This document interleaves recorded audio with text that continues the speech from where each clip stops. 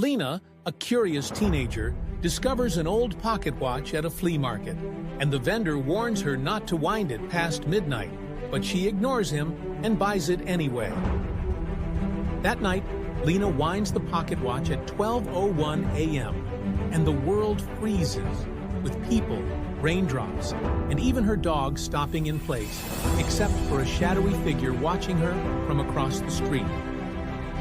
The shadowy figure mouths a warning to Lena, and she panics, sprinting home as the figure chases her, moving while time is frozen, and she trips, causing the watch to crack open and time to snap back.